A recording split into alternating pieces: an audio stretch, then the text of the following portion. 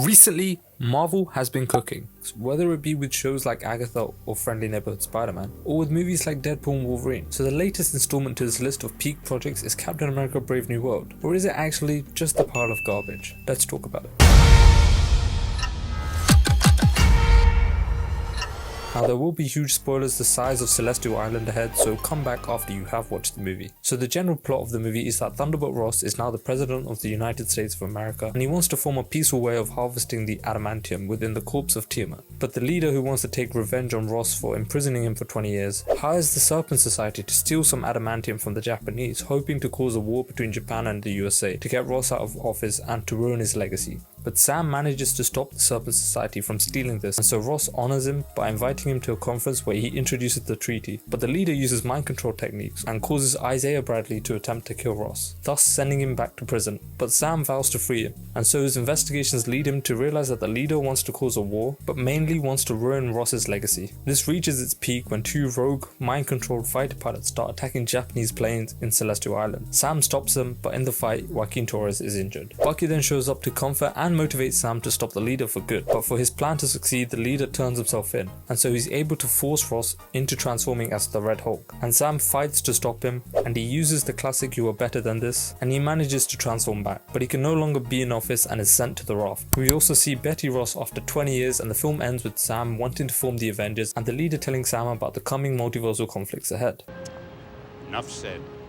Now there were many reports that the film was so bad that they had to reshoot it like 4 times, and that the test screenings were showing that the film wasn't doing so well. But all of that seems like rubbish. The reshoots and the negative reviews may have been true, but the film does have a coherent story from start to finish, and nothing felt out of place or pointless, which is all good news. The fights in this movie are actually pretty good, and besides a few places, the CGI is also mostly good. And in terms of plot, it delivers what was promised. It was a grounded Winter Soldier style political thriller, though at some places it was predictable. And I'll get to the negatives later. Anthony Mackie and Danny Ramirez have this natural fun chemistry that was missing in Falcon and Winter Soldier, and the jokes didn't feel forced. They were more just natural quips that the actors seemed to have with one another, rather than the jokes taking time to pause the pace of the movie. I'm looking at you, Thor: Love and Thunder. Harrison Ford also gives an amazing performance, but with the change of actors comes a change in the character, because up until now Ross was sort of a stiff military veteran who hates superheroes, but in this he plays a sort of sad dad who wants his daughter back, but also a president that understands why they need heroes. And it's a refreshing take on the character, and it also makes sense with the plot. Now, speaking of main characters, we cannot not mention the leader.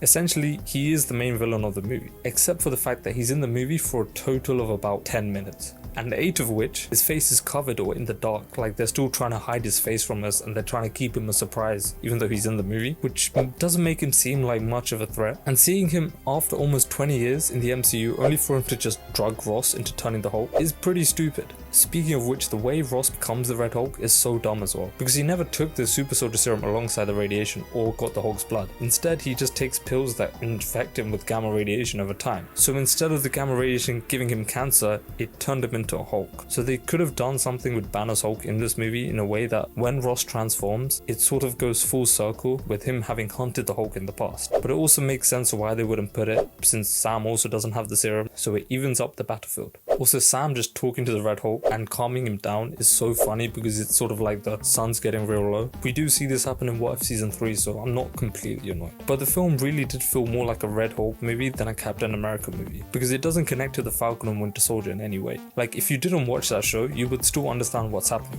which is a good thing, but at the same time, like, it is a Captain America movie, so it's only natural to think that something would be mentioned. Instead, it connects more to the Incredible Hulk from 2008 than it does to that. And personally, I feel like they could have just changed the lead and put the Hulk and then made Captain America fight the Serpent Society as a separate movie, but that's just my personal opinion. And it makes me think that Marvel took all the wrong lessons from people saying that the multiverse saga isn't connected like how it used to be. So to fix this, they went back to one of the biggest loose ends from the start of the MCU that people just kind of forgot about or didn't care about enough, and instead made it the main plotline here. However, despite these issues and people just hating on the movie online, I'm going to be completely honest when I say I thought this movie was decent. For me, it sits somewhere between good and mid. It's not good like Deadpool and Wolverine, but it's also not mid like Ant-Man and Thor: Love and Thunder. It pretty much delivered what they showed in the trailer, and so I wasn't disappointed, nor was I actually surprised with anything in this movie.